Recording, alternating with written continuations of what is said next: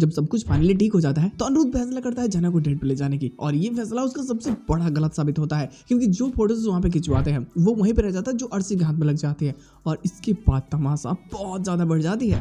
तो अगर बात करें एपिसोड की स्टार्टिंग की तो ये शूटिंग सी होती है। अब जब ये देखता है उसको तो बहुत खुश होता है, फाइनली जनक भी अपनी शूटिंग खत्म कर लेती है। वो उसके लिए कुछ खाना भी लेकर गया होता है, जब कोल्ड ड्रिंक उसको देता है पीने के लिए तो वो नहीं पीते। तमाशा यहाँ पे भी क्रिएट होता है क्योंकि जैसे पता चलता है वेल अर्शी को कि जनक शूटिंग कर रही है और मॉडल ग्रुप में स्वेलर ज्वेलर्स के साथ में, तो अब ये तो बहुत बड़े ब्रांड है, तो ये अपनी मॉम के साथ में वहाँ पे पहुंच जाती है। अनिरुद्ध भी समझाने की कोशिश कर रहा होता है कि देखो ये मैंने जानबूझ करके नहीं किया है, बल्कि जो भी न्यू फेस सेगमेंट के थ्रू यहाँ पे इसको लाया गया है, तो प्लीज़ तुम मुझ पर गुस्सा मत करो। फिर पता चलता है कि जो एग्रीमेंट जनक ने साइन किया उसको उसने पढ़ा नहीं होता है, और जो पैसे मिले थे उसको इसने गिना भी नहीं है कि कितने पैसे मिले हैं। और अब अर्जुन के साथ शक होता है कि शायद अनिरुद्ध मिला हुआ है, कुछ तो बात है जो छिपा रहा है जानबूझ करके ये।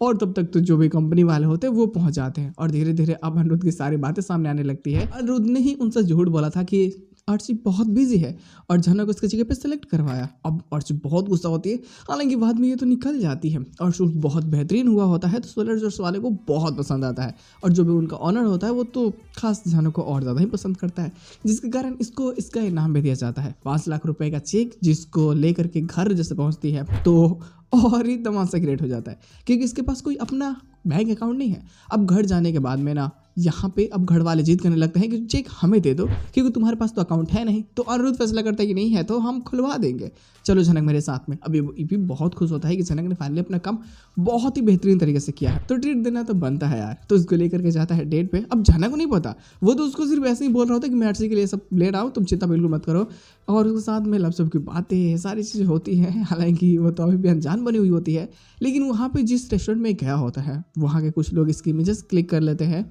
स्टाफ ही होते हैं जिनको लगता है कि शायद वैलेंटाइन डे के से कुछ होगा, तो शायद आए होंगे यहाँ पे सेलिब्रेट करने के लिए। अब वो फोटोज खींच करके उसको एनवेलप वहाँ पे दे देते हैं।